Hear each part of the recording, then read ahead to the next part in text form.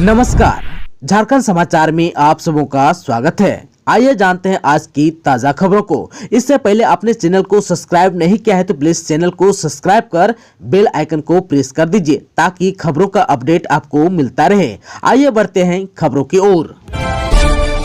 हेमंत के विधायक प्रतिनिधि पंकज ने की करोड़ों की money laundering. CM Hemant Soren के बरहेट विधानसभा क्षेत्र के विधायक प्रतिनिधि पंकज मिश्रा के खिलाफ ईडी 16 सितंबर तक हर हाल में चार्जशीट कर देगी। इसकी तैयारियां पूरी हो चुकी है। ईडी की चार्जशीट में यह स्पष्ट हो गया कि पंकज मिश्रा ने अवैध खनन में सहयोगियों के साथ मिलकर करोड़ों की मनी लॉन्ड्रिंग की है। पंकज मिश्रा और उनके सहयोगियों पर अवैध खनन से 100 करोड़ रुपए से अधिक के अवैध पत्थर खनन की ईडी ने अपनी चार्जशीट में पुष्टि कर दी है। उससे संबंधित साक्ष्य भी दस्तावेज के तौर पर अपनी चार्जशीट के साथ संलग्न किया है। ईडी ने 8 जुलाई को साहिबगंज, बरहेट, राजमहल, मिर्जा चौकी और बरहरवा में एक साथ छापेमारी की थी। तब ईडी ने 5.34 करोड़ रुपए नकदी जब्त किया था। इसके बाद ईडी ने एक जहाज जिसकी कीमत करीब 30 करोड़ रुपए बताई गई थी उसे भी जब्त किया था। ईडी ने कई पत्थर क्रशर और 3 हाईवा ट्रक भी साहिबगंज क्षेत्र में जब्त किया था। पंकज मिश्रा और उनके सहयोगियों से जुड़े 50 बैंक खातों में पड़े 13.32 करोड़ रुपए को भी ईडी ने जब्त किया था। छानबीन के बाद ही गत 19 जुलाई को ईडी ने पंकज मिश्रा को गिरफ्तार किया था। तब से पंकज मिश्रा न्यायिक हिरासत में है और रिम्स में इलाजरत है। इस कांड का अनुसंधान अभी भी जारी है। सिमडेगा में नौकरी दिलाने के नाम पर ठगी मामले में दोषी को 4 साल की सजा। सीजीएम आनंदमणि त्रिपाठी की अदालत ने नौकरी दिलाने के नाम पर ठगी करने के आरोपी को 4 साल की कठोर सजा सुनाई तथा 2 लाख रुपए का जुर्माना भी लगाया। जुर्माना की राशि में से 1,80,000 रुपए पीड़िता को देने का आदेश दिया गया। बताया गया कि विसेंट क्रिकेटा अपने परिवार के साथ सलडेगा निवासी सुचिता क्रिकेटा के घर में किराए पर रहता था। 28 अक्टूबर 2014 को उसने सुचिता क्रिकेटा से सिविल कोर्ट में अनुसेवक के पद पर नियुक्ति निकलने की बात कही। नौकरी दिलाने के एवज में 1,80,000 रुपए की मांग की गई। पीड़िता ने विसेंट को उक्त राशि दे दिए, लेकिन काफी समय बाद भी जब पीड़िता को नौकरी नहीं लगी तो उसने कोर्ट में मामला दर्ज कराया, जिसकी सुनवाई करते हुए कोर्ट ने सजा सुनाई। इस मामले में अभियोजन पक्ष से एपीपी अमित कुमार श्रीवास्तव ने दलील पेश की। झारखंड में स्थानीय नीति का मुद्दा फिर गरमाया। 23 सितंबर से आजसू का अभियान शुरू, राज्यपाल को सौंपेंगे पत्र। झारखंड में स्थानीयता का मुद्दा एक बार फिर गर्मा गया है। इस बार आजसू यानी कि ऑल झारखंड स्टूडेंट यूनियन ने स्थानीय नीति को जल्द लागू करने की मांग राज्य सरकार से की है। इस मुद्दे पर आजसू सुप्रीमो सुदेश महतो ने कहा कि राज्य सरकार भ्रम ना फैलाएं, राज्य सरकार खतियान आधारित स्थानीय नीति को जल्द लागू करें। पार्टी के केंद्रीय कार्यालय में पत्रकारों से बातचीत करते हुए आजसू सुप्रीमो सह राज्य के पूर्व उप मुख्यमंत्री सुदेश महतो ने कहा कि अगर जनभावनाओं के अनुरूप स्थानीय नीति लागू करने पर मुख्यमंत्री हेमंत सोरेन गंभीर हैं, तो सदन में कहे अनुसार उसे लागू करें। राज्य को भ्रम में रखने से उन्हें बचना चाहिए, क्योंकि एक बार वे विधानसभा में कह चुके हैं कि 1932 के खतियान के आधार पर स्थानीय नीति लागू नहीं किया जा सकता। जबकि 5 सितंबर 2022 को विधानसभा के विशेष सत्र में उन्होंने कहा कि स्थानीय नीति लागू करेंगे और ओबीसी को आरक्षण भी देंगे। आजसू प्रमुख ने कहा कि चुनाव में भी जेएमएम ने वादा किया था कि नए सिरे से स्थानीय नीति लागू करेंगे, लेकिन सरकार के 3 साल होने को है। इस मुद्दे पर उनका रुख और रवैया स्पष्ट नहीं है। उन्होंने सवाल किया कि क्या जेएमएम का वादा सिर्फ चुनावी वादा था। श्री महतो ने यह भी कहा कि मुख्यमंत्री अगर सदन में कोई बात कहें तो उसकी गंभीरता भी दिखनी चाहिए। श्री महतो ने यह भी कहा कि मुख्यमंत्री अगर सदन में कोई बात कहे तो उसकी गंभीरता भी दिखनी चाहिए। स्थानीय नीति के साथ सरकार नियोजन नीति भी लागू करे, लेकिन स्थानीय नीति और नियोजन नीति को लेकर सत्ता की अगुवाई करने वाले झामुमो पर लोगों का विश्वास नहीं ठहरता। तब झामुमो के अतीत पर भी सवाल खड़े हो जाते हैं। अगर झामुमो चाहता तो 1993 में ही झारखंड अलग राज्य बन जाता, लेकिन उसने सौदे की राजनीति चुनी।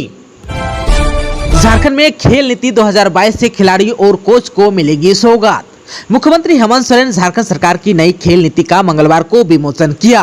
झारखंड खेल नीति 2022 में खेल एवं खिलाड़ियों को बेहतर प्रशिक्षण देकर राष्ट्रीय और अंतर्राष्ट्रीय स्तर में भाग लेने के अनुरूप तैयार करने के लिए प्रावधान किया गया है। नीति राज्य के प्रतिभाशाली खिलाड़ियों को चयनित खेल विद्या में राष्ट्रीय एवं अंतर्राष्ट्रीय स्तर तक पहुँचाने का मार्ग प्रशस्त करेगी।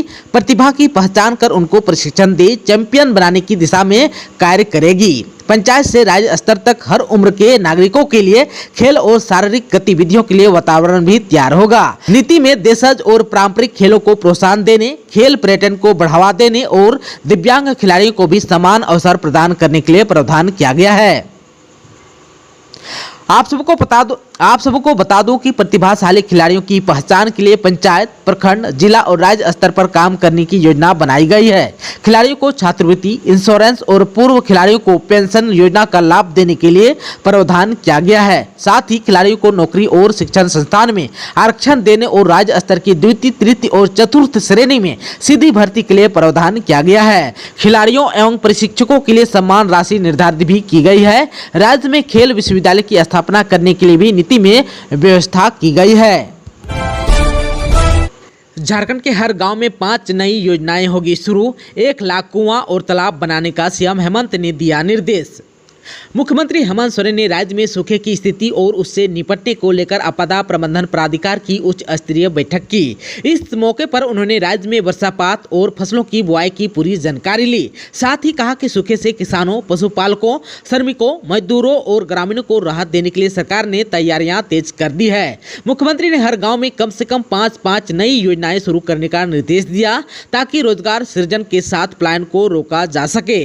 कहा कि सुखाड़ जैसे हालात में पेयजल और पशु चारा की कमी न हो, इसको ध्यान में रखते हुए योजनाओं को बनाएं और उसका बेहतर क्रियान्वयन के साथ मॉनिटरिंग भी हो। इस मौके पर विभिन्न विभागों ने सूखे जैसी हालात से निपटने के लिए बनाई जा रही अपनी कार्य योजना से मुख्यमंत्री को अवगत भी कराया। मुख्यमंत्री ने विभागों से कहा कि वे समन्वय बनाकर योजनाएं बनाएं ताकि वे बहुउपयोगी साबित हो। उन्होंने विभागों को सुखाड़ जैसे हालात से निपटने के लिए 2000 से लेकर 2500 करोड़ रुपए तक की योजना बनाने का निर्देश भी दिया। उन्होंने सभी योजनाओं की जियो टैगिंग कराने का निर्देश भी दिया।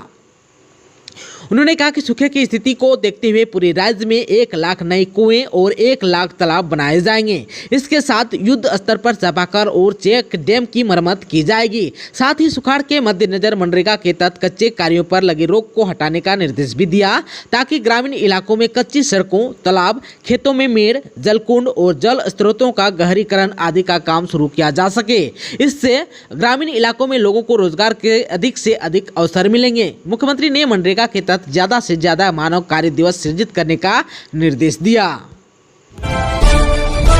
झारखंड के सीएम हेमंत सोरेन ने कहा कि हर महीने की 5 तारीख तक सामाजिक सुरक्षा पेंशन का वितरण सुनिश्चित हो। मुख्यमंत्री ने अधिकारियों को स्पष्ट तौर पर कहा कि सुखाड़ जैसे हालात में सामाजिक सुरक्षा पेंशन के लाभुकों को किसी तरह की परेशानी नहीं होनी चाहिए। उन्होंने लाभुकों के बीच हर माह की 5 तारीख तक पेंशन वितरण को सुनिश्चित करने को कहा। इस मौके पर अधिकारियों ने बताया कि राज्य में अभी 31 लाख पेंशन भोगी हैं और 8 लाख नए आवेदन पेंशन स्वीकृति के लिए मिले हैं। झारखंड के सीएम हेमंत सोरेन ने कहा कि 5 लाख नए राशन कार्ड जल्द से जल्द जारी करें। सीएम हेमंत सोरेन ने कहा कि सूखे जैसी स्थिति में खाद्य सुरक्षा सरकार की सर्वोच्च प्राथमिकता है। लोगों को अनाज की किल्लत नहीं होनी चाहिए। उन्होंने अधिकारियों से कहा कि 5 लाख नए राशन कार्ड जल्द से जल्द स्वीकृत किया जाए। पीडीएस दुकानों से राशन का वितरण हर महीने सुनिश्चित हो, लोगों को राशन आसानी से उपलब्ध हो, इसका भी पूरा ध्यान रखा जाए। झारखंड के 8 जिलों की 145 प्रखंडों की स्थिति चिंताजनक। सीएम हेमंत सोरेन के निर्देश पर कृषि विभाग ने 8 जिलों की जमीनी हकीकत पता किया। इसमें 145 प्रखंड की स्थिति बहुत ही चिंताजनक बताई गई। 98 प्रखंड को मॉडरेट बताया गया। शेष अन्य 16 जिलों की स्थिति का पता लगाया जा रहा है। सूखे की स्थिति को लेकर सीएम ने सोमवार को बैठक की। 145 प्रखंडों में केंद्र सरकार के ड्राउट मैनुअल 2016 के आधार पर जमीनी हकीकत जानने की कोशिश की गई, जिसके आधार पर प्रखंडों को सुखाड़ की श्रेणी में रखा गया है। पिछली सरकारों की गलतियों को करेंगे ठीक। 15 संगठनों की प्रतिनिधियों से मिलकर बोले सीएम हेमंत सोरेन।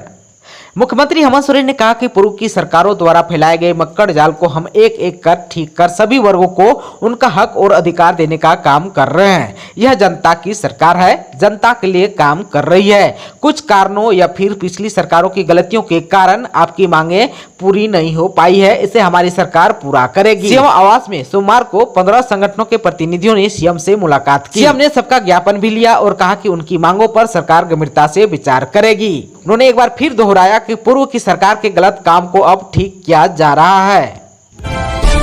झारखंड के इंजीनियरिंग कॉलेजों में दाखिले के लिए 13 सितंबर से रजिस्ट्रेशन शुरू। झारखंड संयुक्त प्रवेश प्रतियोगिता परीक्षा परिषद ने मंगलवार को राज्य के इंजीनियरिंग कॉलेजों में नामांकन की प्रक्रिया शुरू कर दी।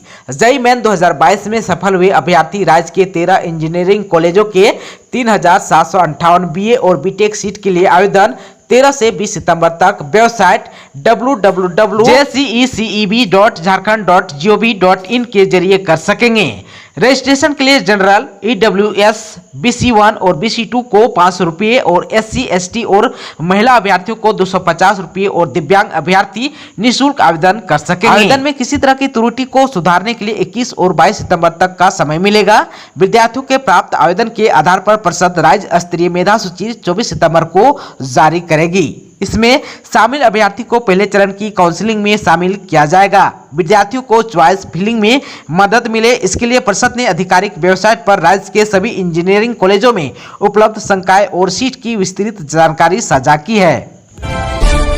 झारखंड के +2 स्कूलों में प्राचार्य की होगी नियुक्ति। राज्य के +2 स्कूलों में 39 प्राचार्य नियुक्त होंगे। इसे लेकर स्कूली शिक्षा एवं साक्षरता विभाग ने जेपीएससी की अधियाचना भेजी है। राज्य में 510 +2 उच्च विद्यालयों में से मात्र 59 में प्राचार्य पद सृजित हैं। 20 पदों को प्रोन्नति से भरा जाएगा।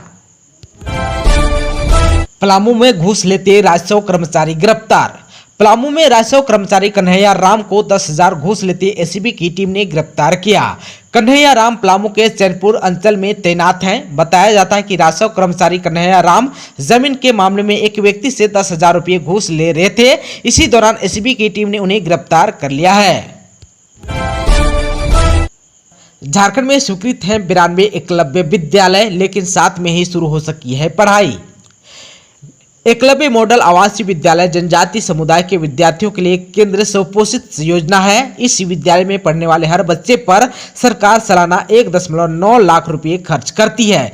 झारखंड में 92 एकलव्य विद्यालय स्वीकृत हैं, लेकिन इनमें से अब तक केवल 7 विद्यालयों में ही पढ़ाई हो रही है। इन 7 विद्यालयों में कुल 480 छात्र बल स्वीकृत हैं।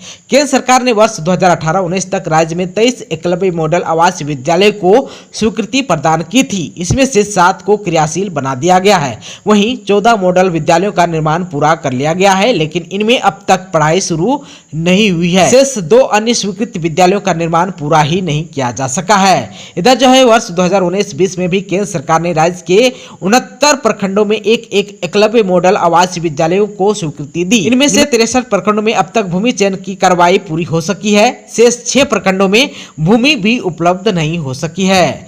जनजातीय कार्य मंत्रालय ने कुल आबादी के 50% या 2000 जनजातीय आबादी वाले प्रखंडों में एकलव्य मॉडल आवासीय विद्यालयों को स्वीकृत किया है। इन आवासीय विद्यालयों में कक्षा 6 से 12 तक के विद्यार्थियों को दाखिला लिया जाएगा। दोस्तों, अभी तक आपने चैनल को सब्सक्राइब नहीं किया है तो प्लीज चैनल को सब्सक्राइब कर बेल आइकन को प्रेस कर दीजिए, ताकि खबरों का अपडेट आपको मिलता रहे। इसके साथ ही आज की खबरों में बस इतना ही। हमें दीजिए इजाजत। नमस्कार।